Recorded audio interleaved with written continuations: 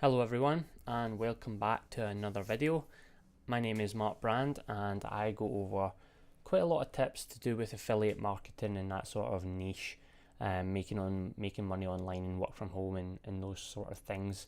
I've got experience of being in this business for about 3 months now, and in that time I've made about $15,000. So this is my tips and my tricks on how to get there. So this is a nice simple slideshow on how to do it and how to specifically amp up your conversion rate and how to increase that just from getting clicks to actually turning those clicks into conversions, whether that be from your landing page or your website for any traffic that you're driving to those specific pages. So without further ado, let's get started.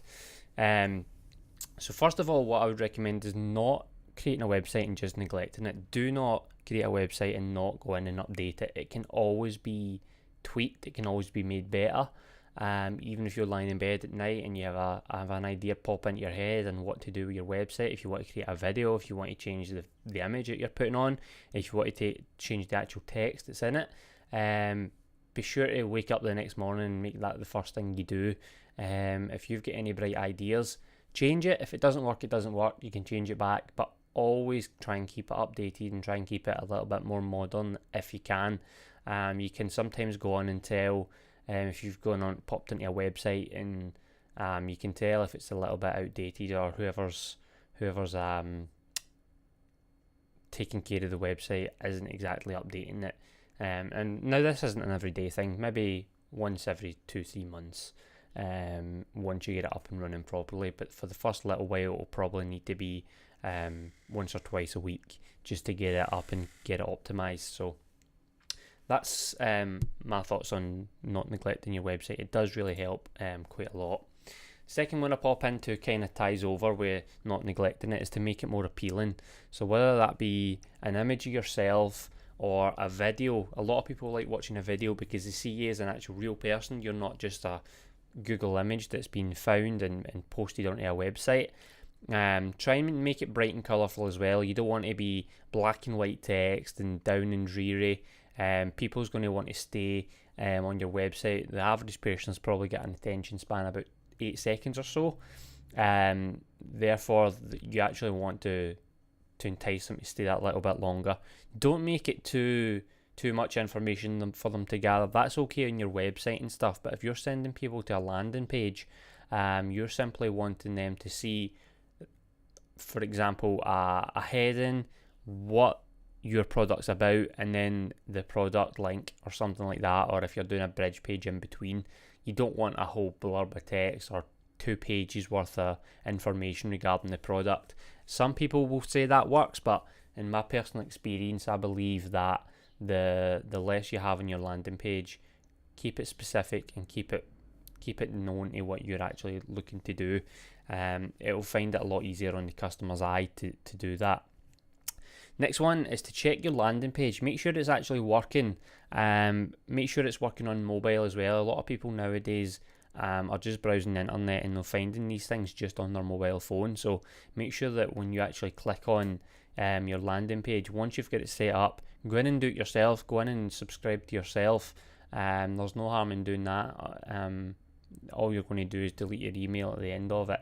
Once you actually sign up to your forms and stuff like that. But pop it into your phone, pop it into your laptop, your tablet, all these devices, and make sure it's actually working properly. Make sure that try and take yourself out of the frame of mind that you created a landing page and put yourself into like a customer's pair of shoes where you're opening that landing page for the first time. Are you willing to buy it? Would you buy it if you had seen it and you didn't know much about it, if you were looking for that product? So it's all sort of things that you need to it does take time to nail down. It took me about 3 weeks to get my pages how I wanted them to look and how I wanted them to be to get the highest conversion rates. And just because you think it might be the best it can be doesn't mean that other people will. So try and base it on your conversions as well. If you're getting more conversions in something that you don't think is the best it can be, try and make it better. If your conversions drop, move it back, and it's all about tweaking it and finding the right way to go about doing it. Next one is to master the art of writing good content. Now, you don't need to be an author. You don't need to be writing for years to do this. If you're not comfortable doing it, you can pop in. There's a website called Fiverr. Now, they're no affiliate of mine or anything like that. I've just used the products in the past. And you can get someone to pop in there and they can actually create landing pages and all that sort of stuff for you if you're not computer literate. I came from a background that I was a cable installation engineer, so I didn't really do much affiliate marketing, if any at all. Anything that I've learned in this business is with the 21 step system I learned through Mob. And I will leave those landing pages and those training programs down below, because I really do feel that those will help you going forward, especially if you're a newcomer, especially if you need some help doing it. You do get a personal one-on-one coach going through those 21 steps, so you're not left alone, and it's really good content involved. So that's one thing that you can master is you're writing good content. And if you don't feel comfortable doing it, don't do it. If you do write your content on Fiverr as well, you can get proofreaders and stuff like that will read through it and give you the okay to go ahead if everything's all cushy. Next one is to encourage your clients to read, increases your conversion. So it kind of contradicts what I was saying earlier about having too much information, but if it's short and sweet and to the point, and they can read that it's short and sweet and to the point, they're more likely to go through with it. Whereas if you've got, as I say, a two-page piece about the product, yeah, some people might like that, some people might like that amount of information, but as it says, the average person's got about an attention span of about 8 seconds. So if your first couple of paragraphs aren't interesting the customer, they're just going to click off it. They're just going to hit that big red X at the top of the screen, and that's going to be it. You're paying for that click and you're getting no conversion at the end of it. So I feel that short and precise is the best way to go about it. But again, with that, you can vary it if you want. I'm just giving you my personal point of views on it, and what I've learned from the time that I've been doing it, and the way that it's got me success. So attention grabbing images, again, this leads back to it being short and sweet and vibrant and colourful, and images that actually relate to your product. You don't want to be promoting make money online and you've got like a weight loss supplement or something like that on the other side of the page, or some random, some people do stock images, but I tend to stick away from them. If you're doing make money online and you've got some random guy facing his back to the camera typing on his laptop, a customer would rather see your face on that screen, or would rather see a video of you.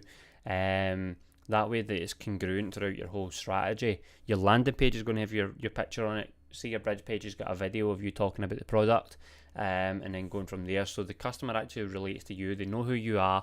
As soon as they start receiving emails from you, you can pop your picture at the bottom of that as well, and they'll recognise you through your photograph. Some people, if they get an email through, they'll see Mark Brand. Can't remember who that is.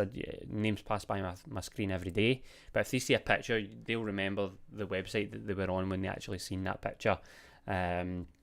So try and pick an image of you if you can, and it will increase your conversion rate. It definitely will.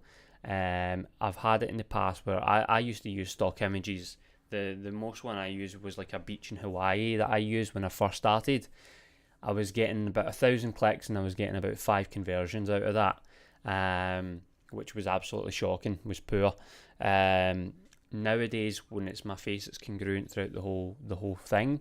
For about 100 clicks, I'll average about 25 conversions. So I'm averaging about a 25% conversion rate, which is super high, and I'm super happy with it. And it is making money in the back end as well. You don't need to.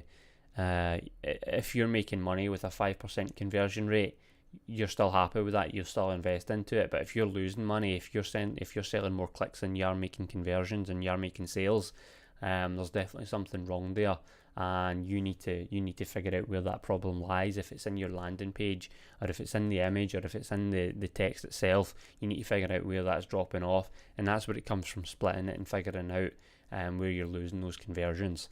I will go into that a little bit more detail if you guys want me to.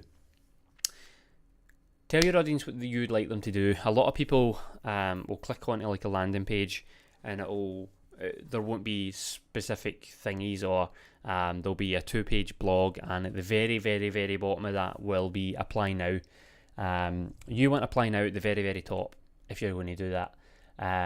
You need to give the customer a call to action, essentially.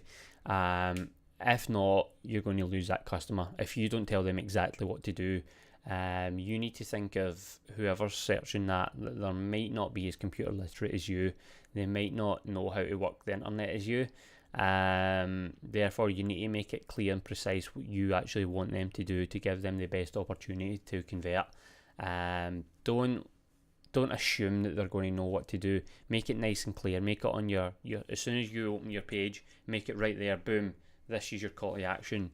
Do this if you want to progress, or do this to find out what the offer is, or something along those lines. You don't want to drag the customer on. So making it loud and clear, whether it's subscribing to your email list, buying the product, claiming the free offer, whatever it may be, eliminate that guesswork for your customer. Make sure that they know exactly what you want them to do on that landing page. For example, on my landing page, I'll leave it down below. If you pop onto it, it will ask for your email address and your name first of all. That's getting that customer onto my list. From there, it will take them to the bridge page. The bridge page will be a video of me talking about the product. From there, it will be apply for the product now. Click on that, and then that takes you onto the product screen itself. We'll have introduced the person, one of my colleagues who's actually producing that product. It's her story that's on the final page, so I'll introduce her in the video and let her know what her story is before I pass them over. Therefore, it's congruent throughout your whole story. It's the best way I've found to go about it, to be honest with you guys. Next one is make a positive impression. You don't want to be having a video and you're sitting negative and you're not sure whether it's going to make money for them or not, or you're not sure whether it's a good product that you're actually promoting. Make sure what you're selling is something that you actually believe in and that you've got previous experience in doing yourself. You don't want to be selling something or doing something you know absolutely nothing about. If you are going through that and you don't know much about it, research it first, guys. Pop onto the internet or pop onto the product's webpage and actually find out a little bit more information about it. The product I promote is the Mob 21 step system. I've been through those 21 steps, so if that customer joins through me, I can help them and I can support them through the process, as well as their one-on-one personal coach. So make sure you've been through it and you leave an impression on the customer that's actually positive and it makes them think, well, if he can do it, I can do it, sort of mentality, instead of, well, he doesn't sound so sure what he's talking about, and why should I click through, that sort of thing. So make sure you actually know what you're talking about and going from there, guys. That's the end of the slideshow. If you liked it, please leave a like button and a comment down below. Let me know what you thought of the video. Hit the subscribe button so you don't miss the next video I will be pushing out. I'm going to try and do maybe one of these every couple of days, and a day in between I'll kind of focus on the slideshow and get that up and running for you guys and creating that so it's kind of fluent and runs together. Hope this video helps you guys. If you have any questions, please do not hesitate to ask them down below. Again, subscribe to the channel to see the next video. Thank you guys for watching, and I'll see you guys in the next one. Peace out and take care.